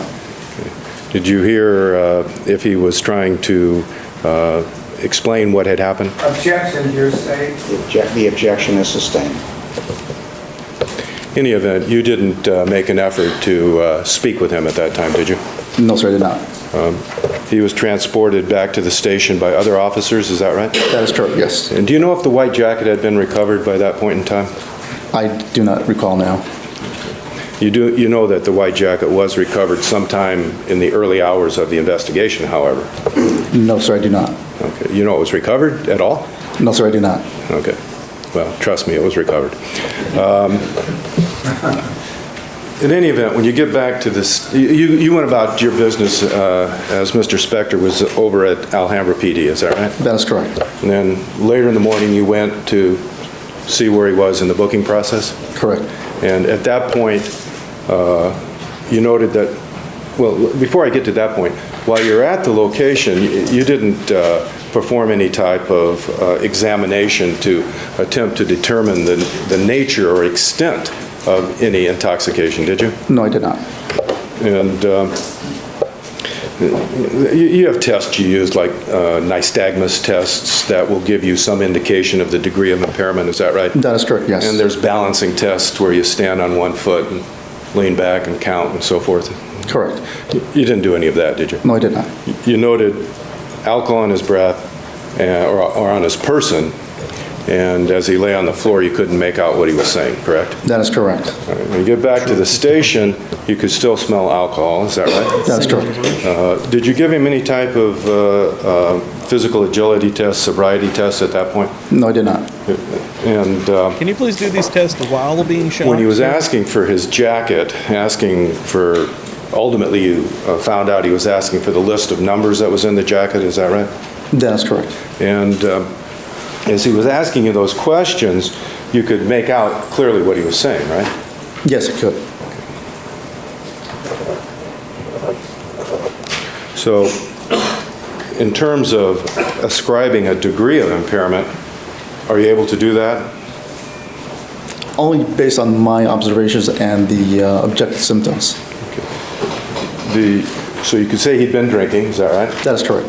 And in the absence of nystagmus, balance, coordination, the degree of impairment would be speculation, is that right? Yes. Like they will just nail down on it. No, thank you. All right, subject to... Drive it into the Yes. fucking ground. Beat this dead horse over and over and over and over. Every one of them's got baseball bats. So you just beat the fuck out of this horse. Corporal Juarez, were you present at about 6:20 that morning when the EMTs from Alhambra Police Department had come and examined Mr. Spector at the scene? I'm gonna miss old Warner Spitz, And man. did they communicate to you that, in their opinion, he did not? 3 murder charges on I Phil don't know Spector what- this week. the reason for it might be, whether there might be an exception. I need to hear the question. That he Or did Sunday not to appear to Sunday. be impaired got there a little by bit. alcohol? I'm sorry, the defendant appeared to be, No, did the Therapist, you EMTs, after know. they had done their examination of him, they give you permission to transport and book, good right? morning here. And did they tell you that, either of them tell you that, in their opinion, he was not impaired by alcohol? Going to allow it as to it might change his opinion or impeach it in some way. I don't know whether anything was actually said, but I'll allow the question. I don't recall them ever communicating that to me. No. Okay, all right, thank you, sir. Thank you. Recross? No, thank you, Your Honor. All right, subject to recall, you're excused. You may step down. How long will that witness be, do you think? It will not be done in 4 minutes. All right, I think the jurors, at least They one of the didn't get there jurors one has an quick. appointment, so Holy we have to shit. break at 3. So we'll pick that witness up. Unbelievable. Now, my understanding is on Monday, Wendy, that's correct, one of the jurors has an all-day requirement not to be here, so we're not going to resume again until Tuesday at 9:30. Keep in mind the admonition, we'll see you Tuesday at 9:30. Thank you. Yes, just one second. The jurors and the alternates have left. Yes. I had something I wanted to put on the record from this morning. Go ahead, sure. I wanted to indicate to the court that we have,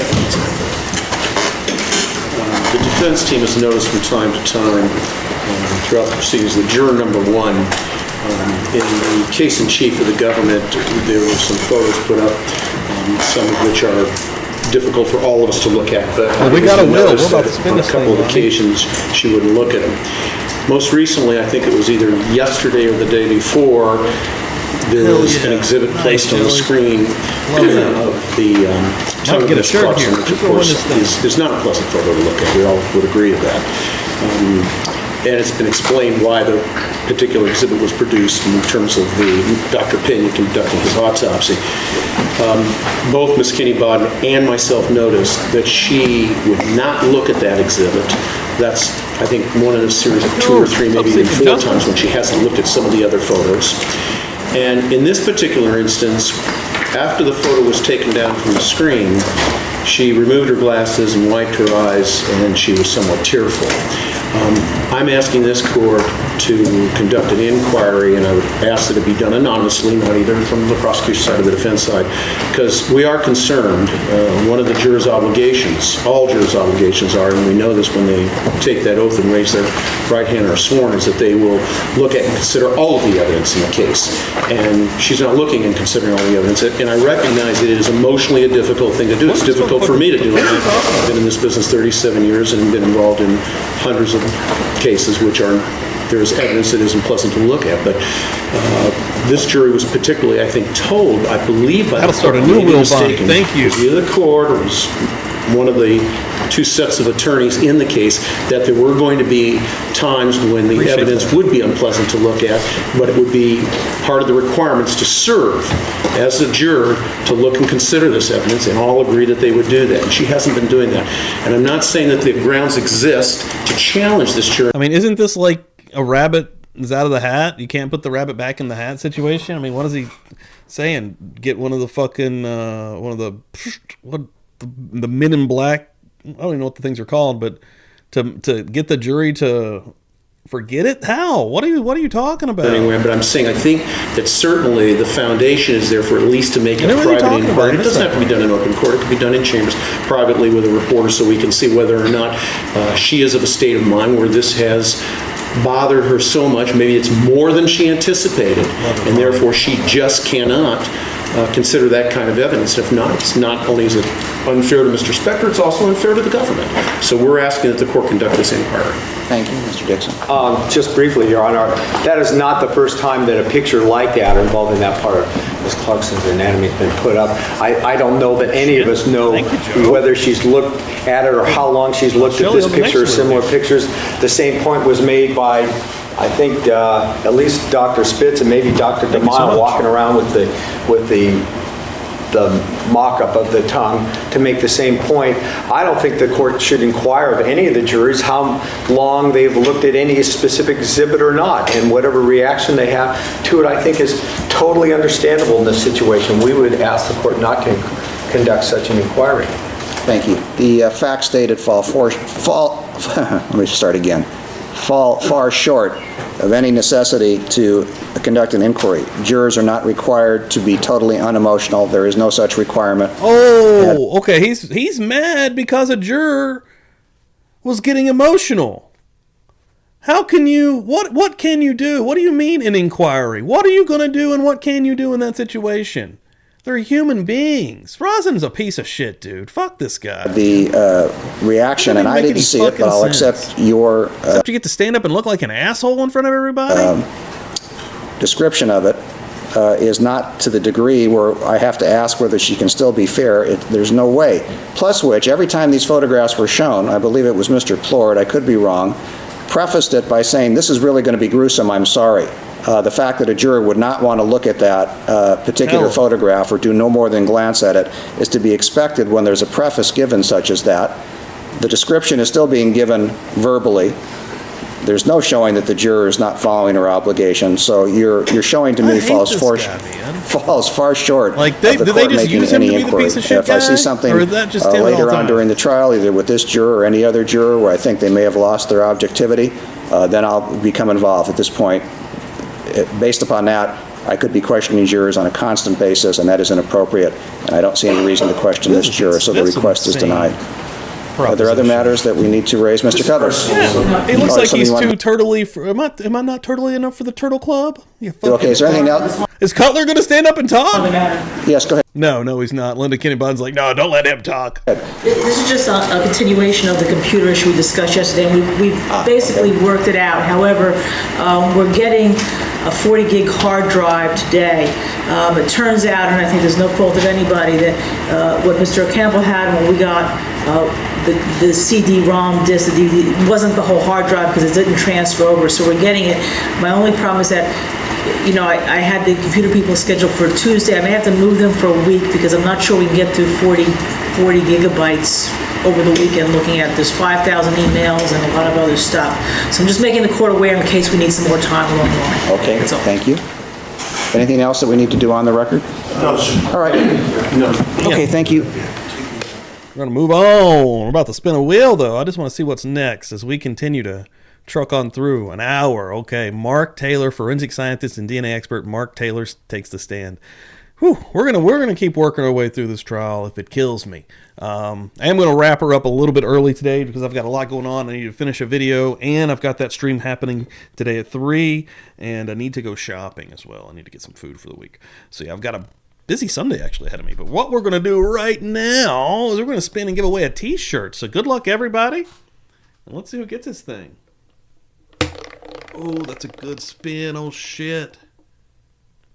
Damn, it stopped and dead stopped on a blue boy. Pammy, the publicly buzzed shirt collector. That's what I'm going to call her. Just got to win in this son of a bitch. Congratulations. Hell yeah. This is gun country. That's what I'm talking about. Hell yeah, Pammy. We'll get you down here in the winner circle.